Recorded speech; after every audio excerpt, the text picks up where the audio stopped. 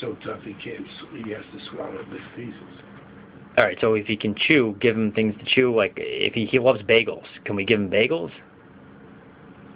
You can try, see if he can handle it. He seems to have no problem swallowing when he's eating. I've never had a... He's not having any pain.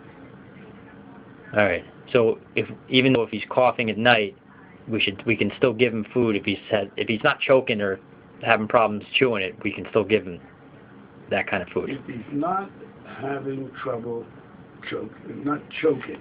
Yeah. He's not having trouble swallowing. Yeah. And you need a sleep evaluation. You need a swallowing evaluation for that. Because at this stage of the game, I'm sure he's going to have trouble if he's not already having it. So if he has trouble, then you got to give him short period or food. Then you may even have to put in a feeding tube. Because there's no shortcut.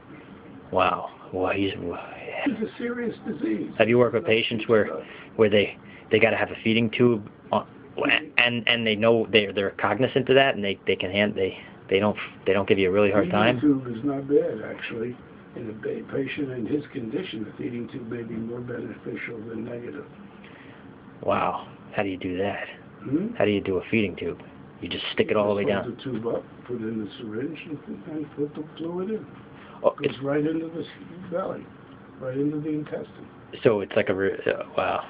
Okay. And there's risk of infection for that too, though, isn't there? A hell of a lot less than the aspiration. Wow. So the poor guy won't be able to eat anymore, huh?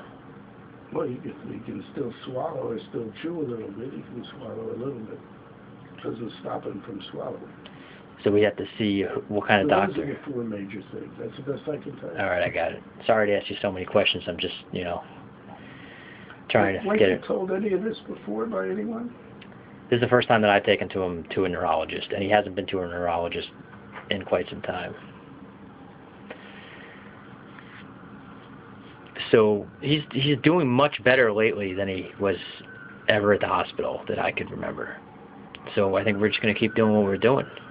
Now's the time to get stuff that starts with preventative stuff. Yeah. Because all this stuff is down the road. Got it. And I don't know how far down the road. Has anybody taken his blood pressure